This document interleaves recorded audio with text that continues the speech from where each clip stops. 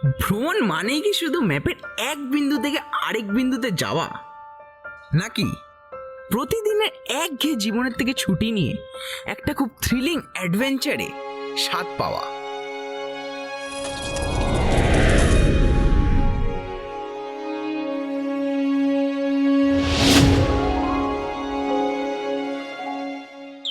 ঠিক এই প্রশ্ন নিয়ে আমরা আবার বেরিয়ে পড়লাম আরেকটা নতুন রোমাঞ্চকর পথের খোঁজে। আজকের গল্প অরুণাচল প্রদেশে। কিন্তু এবার কোনো ট্রেনের যাত্রা নয়, কারণ কথাতেই আছে টাইম ইজ মানি। আর সেই সময় বাঁচানোর জন্যই আমাদের গল্প এবার শুরু হবে আকাশে। তবে আকাশে ওড়ার আগেও আমাদের পৌঁছাতে হবে নেতাজি সুভাষচন্দ্র বোস ইন্টারন্যাশনাল এয়ারপোর্টে। সেখান থেকে কলকাতা টু গুয়াহাটিগামী ফ্লাইট ধরে আমরা পৌঁছাবো gateway to north east India. গল্প আমাদের শুরু হয় 17ই মার্চ 2026। ঠিক 3:32 আমরা একটা ট্যাক্সি ধরে বেরিয়ে পড়লাম দমদম এয়ারপোর্টের উদ্দেশ্যে। বিমানবন্দর তখন ভোরের নীরবতার মাঝেও ঝলমল করছে, আর সেই পরিবেশে টুকটাক মানুষের আনাগোনা চলছে।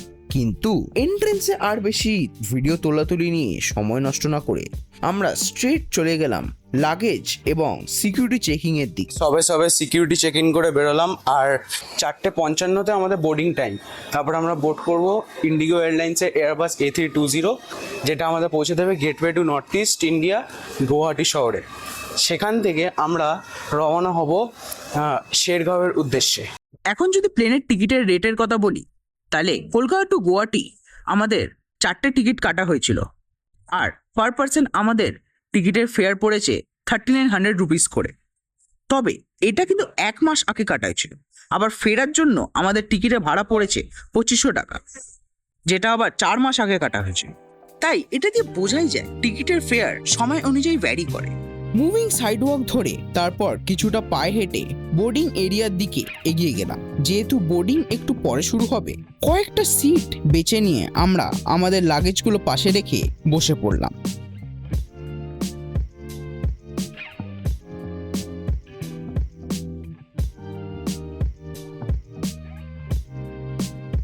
এই বোর্ডিংটা এবার শুরু হয়ে গেছে। এবার আপনাদের সঙ্গে আবার বোট করে দেখা করছি প্লেনের মধ্যে।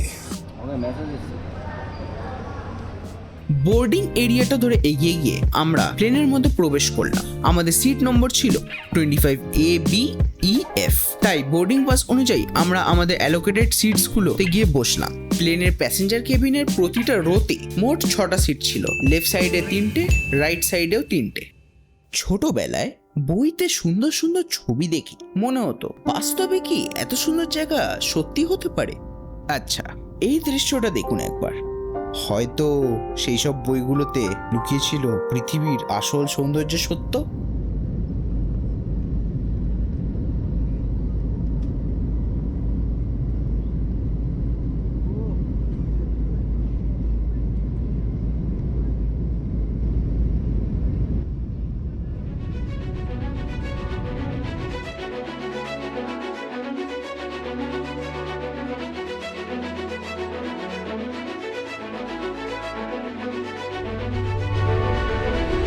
সময় তখন প্রায় 6:50। আমাদের ফ্লাইট ল্যান্ড করলো লোকপ্রিয় গোপীনাথ বরদলয় অর্থাৎ গুয়াহাটির এয়ারপোর্টে। কেবিন ক্রিউ আমাদের স্বাগত জানালো গুয়াহাটিতে।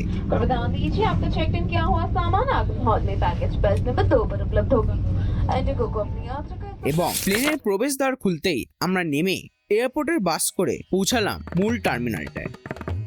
টার্মিনালটার ভেতরে কিন্তু অনেক সুন্দরভাবে সাজানো ছিল।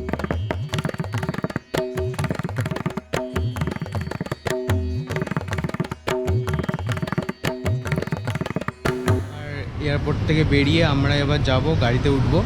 তো তার আগে একটা জিনিস দেখিয়ে দিই, এখানে আপনারা প্রিপেড ট্যাক্সি সার্ভিস বুক করতে পারবেন। এখানে ক্যাব বুক করা যায়। কলকাতাতে এখান থেকে অনেকটাই বেশি গরম, আর এখানে দেখাচ্ছে এখন 20 ডিগ্রি। তার সঙ্গে এখানে একটুখানি বৃষ্টি হওয়ার সম্ভাবনা, ফোকাস করছে না। আমাদের যে গাড়িটা বুক করা হয়েছিল সেই গাড়ির চালক বললো যে এখন এখানে পৌঁছাতে প্রায় 15 মিনিটের মতো সময় লাগবে, ততক্ষণ একটু দাঁড়িয়ে ওয়েট করতেই হবে। দেখি এবার এখান থেকে বেরিয়ে আবার একটা খাবারের দোকান খুঁজে ওখানে ব্রেকফাস্ট করবো প্রথমে। গাড়ি আসতে বললো 15 মিনিট, এখন বোধহয় কত হলো, 15 মিনিটে বেশি হয়ে গেছে নাকি? আধা ঘন্টার মতো হয়ে গেল, 15 মিনিট আর লাগলো না। এই তো এসে গেছে, এই যে এই গাড়িটা।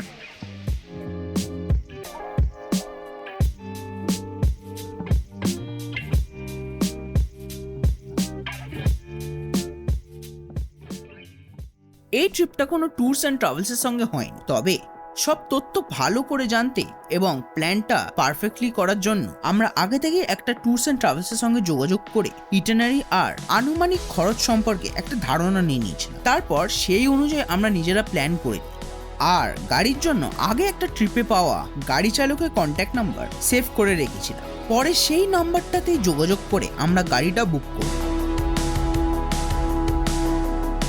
গুয়াহাটি থেকে on the way to Bhairabkunda হয়ে বালেমু যেতে আমাদের প্রথমে পেরোতে হলো ব্রহ্মপুত্র নদী। ব্রহ্মপুত্র নদী তিব্বতে হিমালয় অঞ্চল থেকে উৎপন্ন হয়ে ভারত হয়ে প্রধানত আসাম রাজ্যের মধ্যে দিয়ে প্রবাহিত হয়ে বাংলাদেশে গিয়ে মিলিত হয়। বিভিন্ন জায়গাতে এই নদীর নাম ভিন্ন, যেমন তিব্বতে ইয়ারলুং সাংপো, অরুণাচলে সিয়াং, আসামে ব্রহ্মপুত্র নদ এবং বাংলাদেশের যমুনা। লং জার্নিতে একটা ভালো ব্রেকফাস্ট শরীরকে দেয় প্রয়োজনীয় এনার্জি, কমায় ক্লান্তি আর পুরো ভ্রমণটাকেই করে তোলে খুব বেশি কমফোর্টেবল। তাই পুরো জার্নির জন্য থাকতে কেপেবল আমরা বসলাম ব্রেকফাস্ট করতে অনেক ধাবার টেবিল।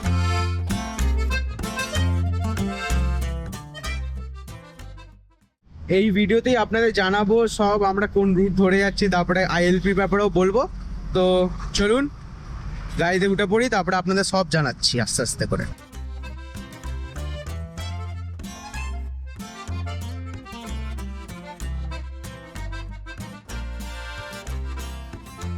গুয়াহাটি থেকে অরুণাচল প্রদেশ যাওয়ার জন্য যেই রুটটা আমরা ধরেছি সেটা হচ্ছে টাংলা হয়ে উদালগুড়ি ক্রস করে আমরা ভৈরবকুণ্ডতে পৌঁছাবো। ভৈরবকুণ্ড হচ্ছে একটা আসাম, অরুণাচল আর ভুটানের ট্রাই বর্ডার জাংশন। সেই রুটটা একদম ভুটান বর্ডারের গায়ে ঘেঁষে চলে গেছে। ভৈরবকুণ্ড থেকে একটু এগোলেই পড়বে বালেমু, যেখানে আইএলপি চেক হবে। এবার আইএলপির ব্যাপারটাও বলে দিই। অরুণাচল প্রদেশে প্রবেশ করার জন্য লাগে হচ্ছে আইএলপি, ইনার লাইন পারমিট। এবার আইএলপি আপনারা দুভাবেই অ্যাপ্লাই করতে পারবেন, অফলাইনেও এবং অনলাইনে। অনলাইনে জেনারেলি ফিস পড়ে 500 টাকা আর অফলাইনে ফিস পড়ে 300 টাকা। আইএলপি করার জন্য যে ডকুমেন্টগুলো লাগে সেটা হচ্ছে একটা পাসপোর্ট সাইজ ফটো আর আধার কার্ড। যদি অনলাইনে করতে চান তাহলে আমি ডেসক্রিপশানে অরুণাচল প্রদেশের অফিসিয়াল ওয়েবসাইটের লিঙ্কটা দিয়ে দেবো। আপনারা ওখানে গিয়ে ফোন নাম্বার দিয়ে লগ ইন করে ডিটেলস ফিল আপ করে খুব ইজিলি আইএলপি অ্যাপ্লাই করতে পারবেন। আর একটা ইম্পর্টেন্ট কথা জানিয়ে রাখি যে আইএলপি করার সময় কোন এন্ট্রি পয়েন্টটা দিয়ে ঢুকছেন সেটা কিন্তু মেনশন করতে হবে। অফলাইনেও সেম, তবে অফলাইনে মনে রাখবেন যে একটা পার্টিকুলার টাইমিংসের মধ্যে কিন্তু অফিসগুলো খোলে, আর অফিসারের প্রেজেন্সের উপর ডিপেন্ড করবে যে কত জলদি আপনারা পারমিটটা পাবেন। তার সাথে যদি টুরিস্টও বেশি হয় তাহলে আপনাদের একটু ওয়েটও করতে হতে পারে। তবে আমরা যে রুটটা ধরেছি সেটা ছাড়াও আরেকটা রুট আছে যেটা দিয়ে ভালুকপং হয়ে অরুণাচল প্রদেশে প্রবেশ করা যায়। বেশিরভাগ ট্যুরিস্টরা সেই রুটটাই অ্যাভেল করেন। ওই রুট আর আমাদের নেওয়া রুটের মধ্যে মূল পার্থক্যটা সামান্য। আমাদের নেওয়া রুটটায় ট্রাফিকটা একটু কম, তাই জার্নিটা স্মুথ লাগে। আর এই রুটে ভালুকপং গেটে চেক করা হয় আইএলপি। এই মুহূর্তে আমরা এসে পৌঁছেছি টাংলা। পথের মাঝে এক নরম ট্রানজিশন। এখান থেকে রাস্তা এগিয়ে নিয়ে যাবে উদালগুড়ি পেরিয়ে ভৈরবকুণ্ডের দিকে, তারপর বালেমু চেক গেটে আইএলপি চেক। আর ঠিক সেখান থেকেই আমাদের সঙ্গে আপনাদের সবাইকেও স্বাগত জানাবে অরুণাচল প্রদেশ। শুরুটা হয়েছিল গুয়াহাটি থেকে, আর এখন গাড়িটা আমাদের নিয়ে চলেছে এক টানা সবুজের ভেতর দিয়ে। এর মাঝেই আমরা ভুটান বর্ডারের পাশ দিয়ে যাব, তাই ছোট্ট একটা বিরতি নিয়ে ভুটান গেটটাও দেখে নেব।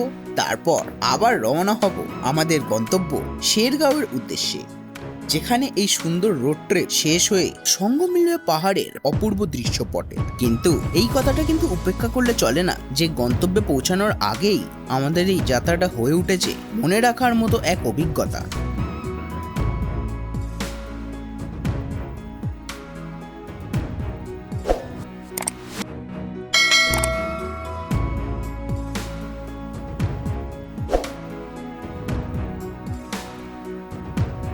এটা হচ্ছে ভুটানের পাহাড়। ভুটানের পাহাড় প্রথম চোখে ধরা দিতেই বুঝে গিয়েছিলাম আমরা আর বেশি দূরে নই ভুটান আর ইন্ডিয়া বর্ডার থেকে। আর সত্যি তাই, কিছুক্ষণের মধ্যেই আমরা এসে পৌঁছালাম সেই বর্ডারে। সামনে যে এই গেটের মতো স্ট্রাকচারটা দেখছেন, এটা হচ্ছে ভারতের গেট।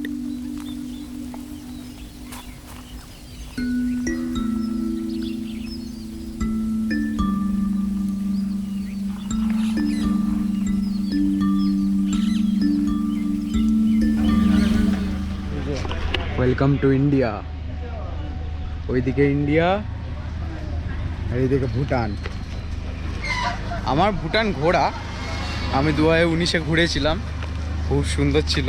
অনেক অনেক জায়গায় ঘুরেছিলাম, তখন আমি অবভিয়াসলি ব্লগ করতাম না, কিন্তু আপনাদের যদি কমেন্টসে জানাতে পারেন যে যদি ভুটান কখনো করতে আবার হয় তাহলে আবার করব ফিউচারে। সেখান থেকে একটু এগিয়ে গেলেই পড়বে ভুটানের প্রবেশদ্বার, যেখান থেকে বললে ভুল হবে না শুরু হচ্ছে আরেকটা নতুন দেশের গল্প। এই জায়গায় ভুটানে প্রবেশ করতে চাইলে আপনাদেরকে একটা টেম্পোরারি ভিজিটার কার্ড নিতে হবে, যেটার জন্য খুবই দরকার সবার আধার কার্ড। যেহেতু ভারত ভুটানের ঘনিষ্ঠ প্রতিবেশী এবং বন্ধু রাষ্ট্র, এই কারণেই ভারতের নাগরিকদের এই সুবিধা দেওয়া হয়েছে। অন্য দেশের নাগরিকদের জন্য এইটা কিন্তু প্রযোজ্য নয়।